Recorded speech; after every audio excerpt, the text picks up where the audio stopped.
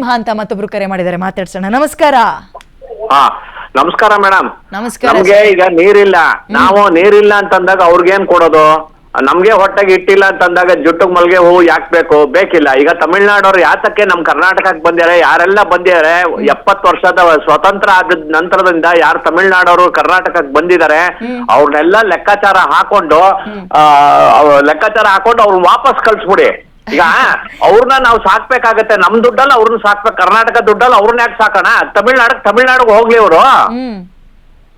ಹೋಗ್ಲಿ, ಅದಕ್ಕೇನಂತೆ. ಬೆಂಗಳೂರಲ್ಲಿ ಎಷ್ಟು ಜನ ತಮಿಳ್ನಾಡವ್ರು ಇದಾರೆ, ಎಲ್ರು ಹೋಗ್ರಿ ನಿಮ್ಮೂರಿಗೆ ನೀವು ಅಂತೀರಿ ನೀವು. ಈಗ ಕಾವೇರಿ ನೀರ್ ಪ್ರಾಬ್ಲಮ್ ಸಾಲ್ವ್ ಆಗ್ಬಿಡುತ್ತಾ? ಅಲ್ಲ, ನಮ್ಗೆ ಹೊರೆ ಯಾಕೆ ಬೀಳೋಣ? ನಾವ್ ಯಾಕೆ ಅದೇನೋ ನಮ್ಮ ಊಟನ ತಗೊಂಡು ಅವ್ರಿಗೆ ಪುನಃ ನೀರು ಕೊಡೋದಿಲ್ಲ. ಈ ರೀತಿ ಕಳ್ಳವಾದಗಳು ಮಾಡ್ತಾರೆ. ಈ ವಾದಗಳು ನಮ್ಗೆ ಅವಶ್ಯಕತೆ ಬೇಕಾಗಿತ್ತಾ? ಬೇಕಿಲ್ಲ. ಅವ್ರನ್ನ ಯಾಕೆ ಇಟ್ಕೊಳ್ಳೋಣ?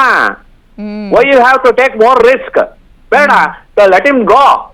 ಇವತ್ತು ಹೋಗೋದಕ್ಕೆ ಇದೊಂದು ಆಪರ್ಚುನಿಟಿ, ಚಾನ್ಸಸ್ ಇದೆ, ಕಳ್ಸ್ಬಿಡಿ. ಅವ್ರು ಓಪನ್ ಆಗಿ ಹೇಳಿ, ನಿಮ್ ಟಿವಿ ಮಾಧ್ಯಮನ ಇಂಥ ಟೈಮಲ್ಲಿ ಕೆಲಸ ಮಾಡ್ಬೇಕು, ಇಂಥ ಟೈಮಲ್ಲಿ ನಮ್ಗೆ ಖುಷಿ ಆಗುತ್ತೆ, ಕಳ್ಸ್ಬಿಡಿ.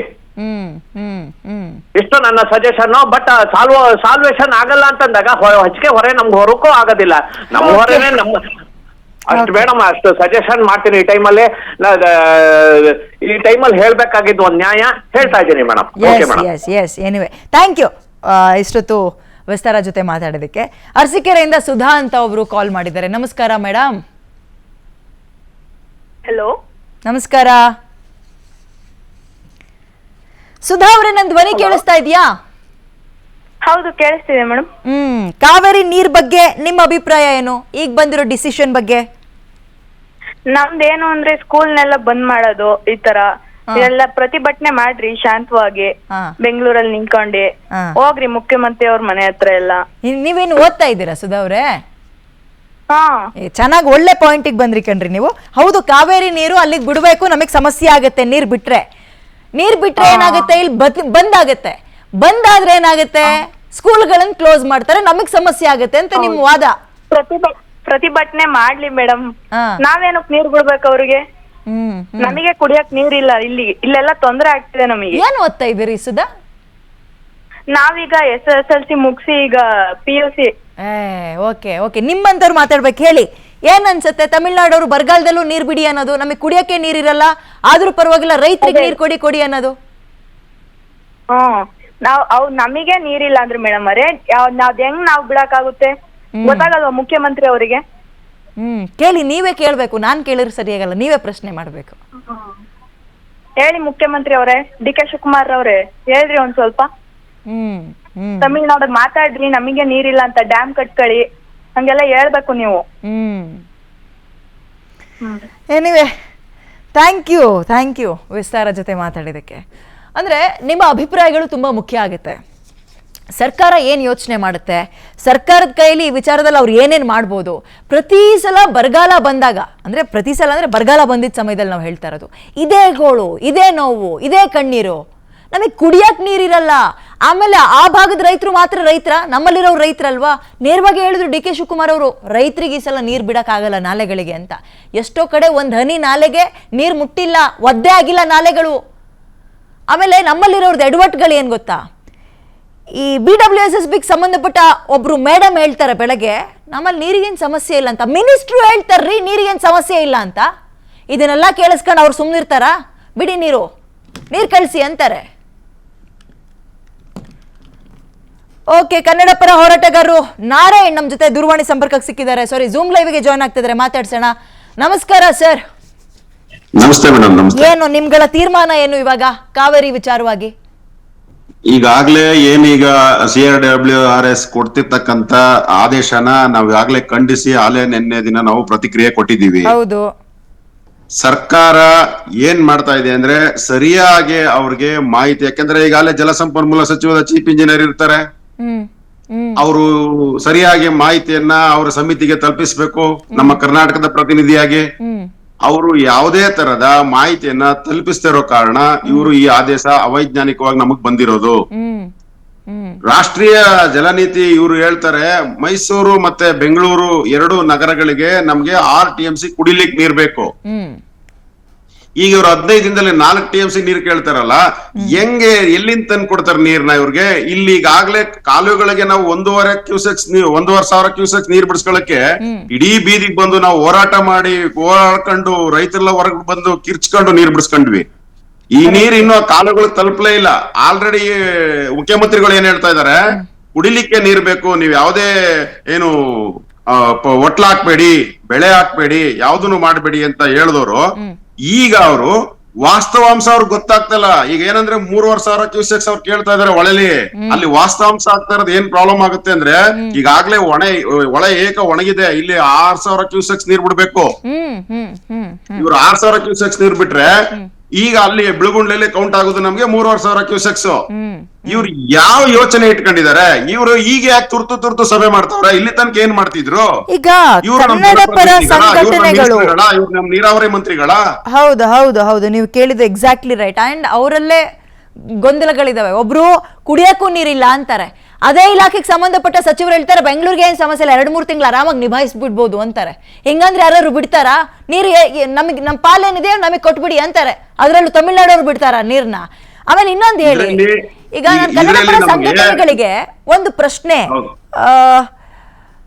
ನೀವು ಪ್ರತಿಭಟನೆ ಮಾಡೋದು ಹೌದು, ನಾಡು ನೆಲ ಜಲ ಅಂತ ಬಂದಾಗ, ಹೋರಾಟ ಅಂತ ಬಂದಾಗ ಎಷ್ಟೋ ಜನ 100 ಕೇಸ್ಗಳನ್ನ ಹಾಕಿಸ್ಕೊಂಡಿದ್ದೀರಿ, ಆ ಕನ್ಸರ್ನ್ ನಮಗಿದೆ. ಬಟ್ ಮಾತಿತ್ತಿದ್ರೆ ಬಂದ್ ಅಂತ ಹೋದ್ರೆ ಬಂದ್ ಸೊಲ್ಯೂಷನ್ನಾ?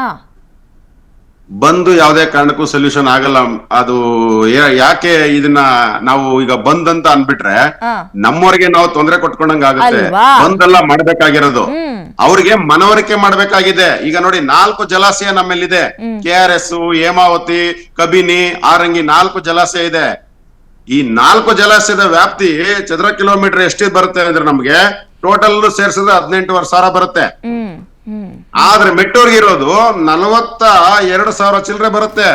ಆದ್ರೆ ಈ ಕ್ಯಾಚ್ಮೆಂಟ್ ಏರಿಯಾ ಎಲ್ಲ ನೀರು ಅಲ್ಲಿಗೆ ಹೋಗ್ಬೇಕು ಅಂತ ಇವ್ರು ಯಾಕೆ ಮನವರಿಕೆ ಮಾಡ್ಕೊಡ್ತಾ ಇಲ್ಲ?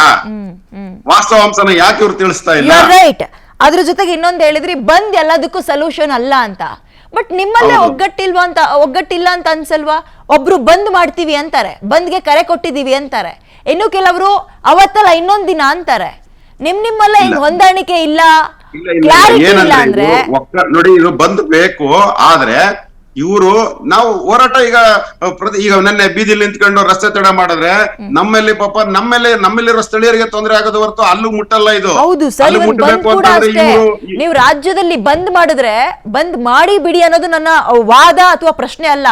ಬಟ್ ನನಗೆ ಉತ್ತರ ಸಿಗಬೇಕಾಗಿರೋದು, ನೀವು ರಾಜ್ಯದಲ್ಲಿ ಬಂದ್ ಮಾಡ್ತೀರಾ, ಪರಿಣಾಮ ಯಾರಿಗೆ? ನಮಗೆ, ರಾಜ್ಯದ ಬೊಕ್ಕಸಕ್ಕೆ, ರಾಜ್ಯದಲ್ಲಿರೋ ವ್ಯಾಪಾರಸ್ಥರಿಗೆ. ತಮಿಳ್ನಾಡಿಗೆ ಇದರಿಂದ ₹1 ಲಾಭ ಇಲ್ಲ ಅಂದ್ರೂ ಪರವಾಗಿಲ್ಲ, ನಷ್ಟ ಅಂತೂ ಆಗಲ್ಲ. ನಷ್ಟ ಕಂಪ್ಲೀಟ್ ಆಗಿ ಬಂದಾದ್ರೆ ನಮ್ಮ ರಾಜ್ಯಕ್ಕೆ ಮಕ್ಕಳು ಓಡಾಡಕ್ಕಾಗಲ್ಲ, ಸ್ಕೂಲ್ ಕಾಲೇಜ್ ಬಂದ್ ಮಾಡಿಸ್ಬೇಕು. ಈ ಅಂಗಡಿ ಮಾಡೋರಿಗೆ ಲಾಸು, ರಾಜ್ಯದ ಬೊಕ್ಕಸಕ್ಕೆ ಲಾಸ್. ಅವತ್ತು ಬಂದ್ ಯಾರಿಗೆ ಉಪಯೋಗ ಆಗುತ್ತೆ ಹೇಳಿ? ಅದನ್ನ ಬಿಟ್ಟು ಒಂದು ಆಲ್ಟರ್ನೇಟಿವ್ ಸೊಲ್ಯೂಷನ್ ಏನಾದ್ರು ಹುಡುಕೊಳ್ಬಹುದಾ ಅಂತ ನನ್ನ ಒಂದು ಚಿಕ್ಕ ಪ್ರಶ್ನೆ ಅಷ್ಟೇ. ಇದು ಈಗ ಆಲ್ರೆಡಿ ಈಗ ಅವರು ಆಗಸ್ಟ್ 3ನೇ ತಾರೀಕು ನಾವು ತಮಿಳುನಾಡು ಮುಖ್ಯಮಂತ್ರಿ ಕರಿತೀವಿ, ನಾವು ಮಾತನಾಡ್ತೀವಿ ಅಂತ ಹೇಳಿದ್ಮೇಲೆ ಇವರು ಈಗ ಯಾಕೆ ಈ ಆದೇಶನ ಹೊರಡಿಸಿದ್ರು? ಇದು ರಾಜಕೀಯ ಅಲ್ವಾ ಮೇಡಮ್? ಇದು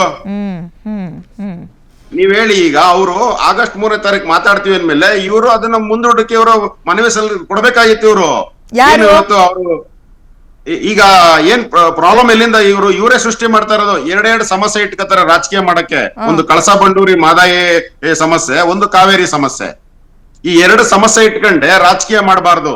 ಇಲ್ಲಿ ರಾಜಕೀಯನ ಬಿಟ್ಟು ಎಲ್ಲ ಸರ್ವಪಕ್ಷಗಳ ಸಭೆ ಸೇರಿ ಇದಕ್ಕೆ ಸರಿಯಾದಂತ ಇವರಿಗೆ ವಾಸ್ತವಾಂಶನ ತಿಳಿಸುವಂತಹ ಕೆಲಸವನ್ನ ಇವರು ನಮ್ಮ ರಾಜಕಾರಣಿಗಳು ಮಾಡ್ಬೇಕು, ಈ ಮುಖ್ಯಮಂತ್ರಿಗಳು ಮಾಡ್ಬೇಕು.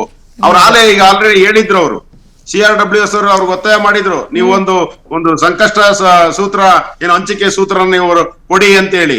ಇವರು ರಾಜಕೀಯ ಮಾಡ್ಕೊಂಡು ಅದ್ರ ಬಗ್ಗೆ ತಲೆನೇ ಕೆಡಿಸ್ಕೊಂಡಿಲ್ಲ. ಈಗ ಓಡಾಡ್ತಾ ಆದೇಶ ಬಂದ್ಮೇಲೆ ಕರೆಕ್ಟ್. ನೋಡೋಣ ಇರಿ, ಅಲ್ಲೂ ಕೂಡ ನೂತನ ಸಿಎಂ, ಇಲ್ಲೂ ಕೂಡ ಹೊಸ ಸಿಎಂ, ಇಬ್ಬರು ಇದನ್ನ ಎಷ್ಟು ಮೆಚೂರ್ಡ್ ಆಗಿ ಹ್ಯಾಂಡಲ್ ಮಾಡ್ತಾರೆ ಅನ್ನೋದು. ಯಾಕಂದ್ರೆ ನಾನು ಥ್ಯಾಂಕ್ ಯು ಇಷ್ಟೊತ್ತು ವೆನೆಸ್ ವಿಸ್ತಾರ ಜೊತೆ ಮಾತಾಡಿದ್ದಕ್ಕೆ. ನಾನು 12 ವರ್ಷಗಳ ಹಿಂದಿನ ಒಂದು ಇಂಟ್ರೆಸ್ಟಿಂಗ್ ಸ್ಟೋರಿನ ನೆನಪಿಸ್ತೀನಿ. ಜಯಲಲಿತಾ ಅವರು ತಮಿಳ್ನಾಡಿಂದ ರಾಜ್ಯಕ್ಕೆ ಬರ್ತಾರೆ. ಏನಕ್ಕೆ? ಕಾವೇರಿ ಮೀಟಿಂಗಿಗೆ. ಮೀಟಿಂಗ್ ಸಂಪೂರ್ಣವಾಗಿ ಮುಗಿಯಲ್ಲ, ಅರ್ಧಕ್ಕೆ ಎದ್ದೋಗ್ಬಿಡ್ತಾರೆ. ಅದಕ್ಕೆ ಅದ್ರ ಮಧ್ಯೆ ಏನಾಗ್ಬಿಡುದು ಗೊತ್ತಾ, ಪಾಪ ಮೀಟಿಂಗಿಗೆ ಬಂದಿರ್ತಾರಲ್ರಿ, ನೀರು ಕೊಡ್ತಾರೆ ಕುಡಿಯಕ್ಕೆ, ಕುಡಿಯಲ್ಲ ಅವರು, ದಾಹ ಆಗಿದ್ರು ಕುಡಿಯಲ್ಲ. ತಮಿಳ್ನಾಡಿಂದ ತಂದಿದ್ದ ನೀರನ್ನ ಕುಡ್ಕೊಂಡು ಹೋಗಿದ್ರು. 12 ವರ್ಷದ ಹಿಂದೆ ಆಗಿದ್ದು, ದೊಡ್ಡ ಹೈಡ್ರಾಮಾ ಅವತ್ತು. ಅದಾದ್ಮೇಲೆ ಯಾವುದೇ ಮುಖ್ಯಮಂತ್ರಿಗಳು ಆ ಭಾಗದವ್ರು ಬರಲಿಲ್ಲ, ಕುತ್ಕೊಂಡು ಕೇಳಿಸ್ಕೊಳ್ಳುವ ಸಾವಧಾನವೂ ಇರಲಿಲ್ಲ. ಈಗೇನೋ ಆಗಸ್ಟ್ 3ನೇ ತಾರೀಕು ವಿಜಯ್ ಅವ್ರು ಬರ್ತಾ ಇದ್ದಾರೆ. ಇದು ಹೆಂಗಿರುತ್ತೆ ಅನ್ನೋದೇ ಪ್ರಶ್ನೆ. ಅಲ್ಲೂ ಕೂಡ ಹೊಸ ಸಿಎಂ ಯಾರು, ವಿಜಯ್ ಅವರು. ಇಲ್ಲೂ ಕೂಡ ಹೊಸ ಸಿಎಂ DK ಶಿವಕುಮಾರ್ ಅವರು. ಇವ್ರಿಗೂ ಕನಕಪುರದ ಬಂಡೆ ಅಂತೆಲ್ಲ ಕರಿತೀವಿ. ಚಾಲೆಂಜ್ಗಳನ್ನು ಹೇಗೆ ಫೇಸ್ ಮಾಡ್ತಾರೆ, ಬೆಂಗಳೂರಿನ ಜನಕ್ಕೆ ಬಾಯಾರಿಕೆ ಆಗದಲ್ಲೇ ಇರೋ ರೀತಿ DK ಶಿವಕುಮಾರ್ ಈ ನೀರಿನ ಸಮಸ್ಯೆನ ಹೇಗೆ ನಿಭಾಯಿಸ್ತಾರೆ ಕಾವೇರಿ ವಿಚಾರದಲ್ಲಿ ಅನ್ನೋದೇ ಪ್ರಶ್ನೆ.